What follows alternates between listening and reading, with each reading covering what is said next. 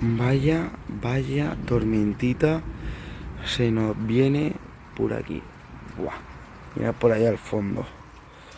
Impresionante. Allá al final no pude grabar. O sea, sí que grabé y capté unos rayos bastante guapos.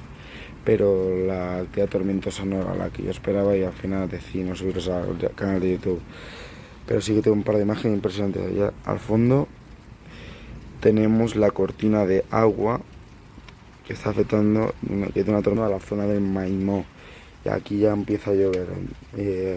Si veo que se me acerca, bueno, como podéis observar, no sé si se apreciará en el vídeo, pero ya empieza a llover.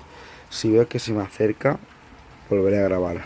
Grabaré la granizada o lo que sea que vaya a caer. Adiós. Buenas, pues al final sí que me está descargando la nube. Al final, bueno, sí que lleva ya bastante tiempo descargando, pero no llovía así mucho tal y he aprovechado.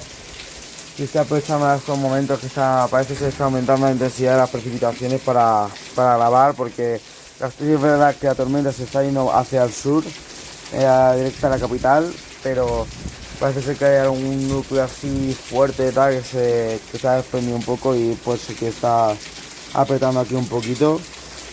Y pues a ver si... porque detrás de esta he visto que viene una por la zona de Viena, pero también se está yendo hacia el sur. A ver si hay suerte y esta no se me atan al sur y descarga aquí también un poco así de fuerza, o me puedo, ahora luego en cuanto termine tal, me puedo ir a acercar allí a donde grabo siempre, a si la puedo cazar, pero no creo que tenga mucha suerte porque las tormentas de hoy están teniendo ya más carácter estático, o sea que no se están moviendo rápidamente. Y bueno, tenemos que no... O sea, yo creo que se mantiene así lloviendo un rato, unos 500, y si veo que sigue aumentando la intensidad de las precipitaciones, vuelvo a grabar.